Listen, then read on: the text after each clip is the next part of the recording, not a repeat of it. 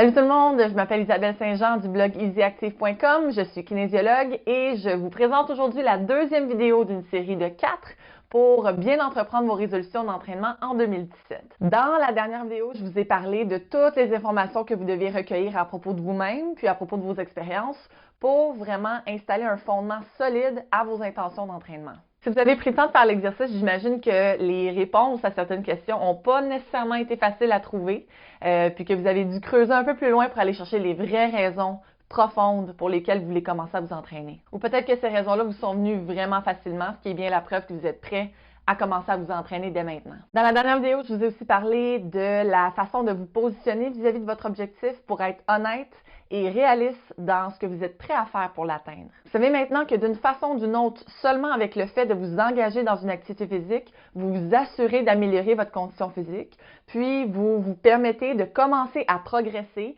tranquillement ou rapidement vers les résultats que vous souhaitez obtenir. Aujourd'hui, dans cette deuxième vidéo, on rentre dans le vif du sujet. Je vais vous parler de la façon de sélectionner une activité physique qui vous convienne le mieux. La première chose que vous devez faire, c'est de vous rendre sur le site de la Fédération des kinésiologues du Québec. J'y ai écrit un article dans lequel je vous propose 10 options d'activité physique pour commencer votre mise en forme. Dans cette vidéo que j'intitule « Magasiner ces options », la première chose que je veux vous penser à faire, c'est de sélectionner une activité physique qui vous tente et qui va vous procurer du plaisir en la faisant. Ça a l'air évident ce que je suis en train de vous dire, mais si vous sélectionnez une option d'entraînement parce que c'est l'option la plus logique, c'est ce que tout le monde fait ou c'est ça qu'il faut faire, ben ça ne sera pas nécessairement l'option dans laquelle vous allez être le plus confortable. Par exemple, vous allez être surpris, mais je dis souvent que le gym, c'est pas pour tout le monde.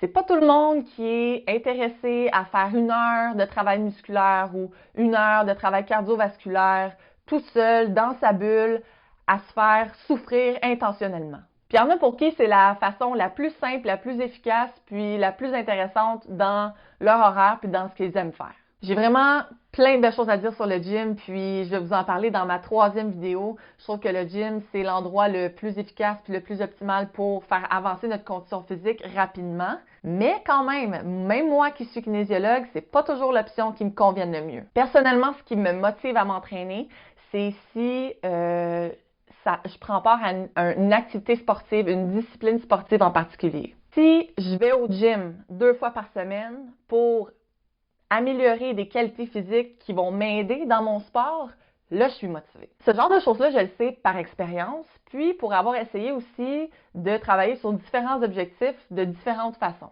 Mais c'est vraiment parce que je connais mes forces et mes faiblesses que je suis en mesure de dire tout simplement qu'il y a des options qui me conviennent, puis il y a des options qui me conviennent moins, ou il y a des options qui me conviennent, mais dans certaines circonstances.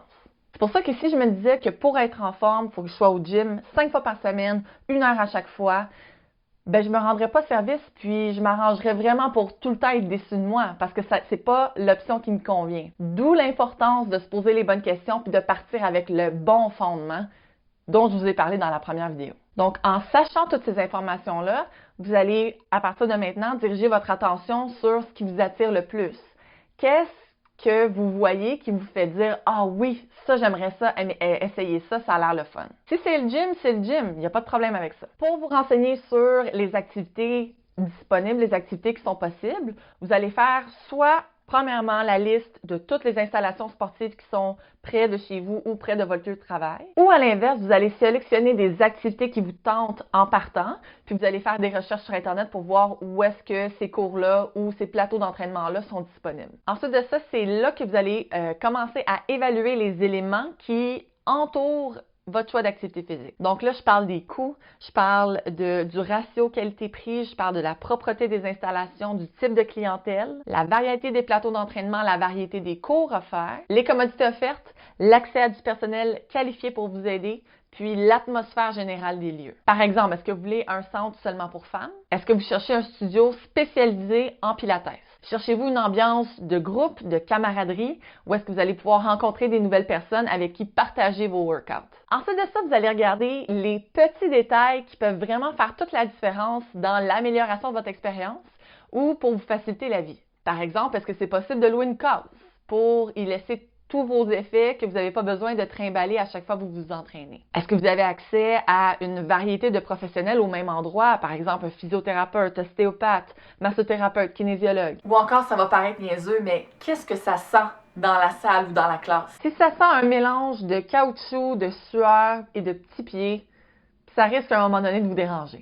Donc, quand vous aurez ramassé toutes ces informations-là, en fonction des choses qui sont vraiment importantes pour vous, vous allez être capable de déterminer l'option qui est la plus plaisante, la plus commode et la plus avantageuse pour vous. Finalement, vous allez passer un dernier test à votre choix d'activité physique en vous demandant est-ce que ça me met le plus possible dans mes forces, puis est-ce que ça m'aide à vaincre les difficultés que j'ai toujours rencontrées jusqu'à maintenant. Je vais vous raconter 2 choses que j'ai faites l'an dernier, puis qui sont avérées être des échecs totaux. En octobre, je me suis acheté une passe de ski. J'avais prévu y aller avec une de mes amies, au mieux à toutes les fins de semaine. Finalement, je me suis rendu compte que l'histoire des lifts serait plus difficile que prévu, et malheureusement, je n'ai pas fait de ski d'hiver.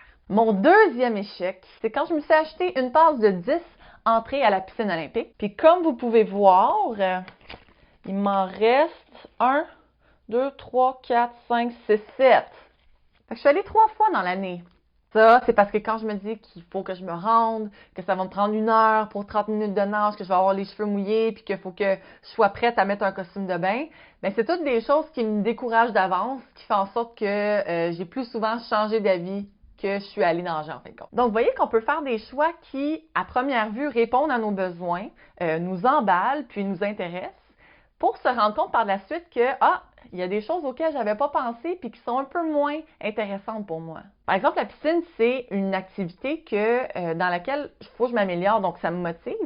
C'est près de chez moi, puis je me sens toujours bien après. Mais dans la balance, il y avait des choses plus pesantes qui ont fait en sorte que je n'y suis pas vraiment allée en fin de compte. Mais ça, c'est pas grave. Tu réévalues tes options, tu ajustes ton choix d'activité pour que la balance penche plus du côté qui te facilite la tâche et la vie continue. En terminant, j'ai un dernier conseil pour vous. Essayez de ne pas vous lancer dans toutes les voies possibles pour vous entraîner. Essayez de ne pas commencer à lire tous les blogs, tous les magazines, tous les articles de mise en forme. Parce que d'avoir trop d'options, d'avoir trop de choix, de recevoir trop d'opinions, ça fait en sorte qu'à un moment donné, on est mêlé. Puis quand on est mêlé, on a de la misère à prendre des décisions, puis on se retrouve à repousser le projet, puis finalement à ne pas avoir fait grand-chose. Donc, allez trouver l'option qui vous convient le mieux, restez dans cette option-là, évaluez-la, réévaluez-la par la suite. Puis si ça se trouve, vous allez avoir complètement trouvé chaussure à votre pied. Sinon, vous vous serez tourné vers votre plan B. Donc sur ça, je vous souhaite bon entraînement. Puis on se voit la semaine prochaine pour la 3e vidéo. Bye!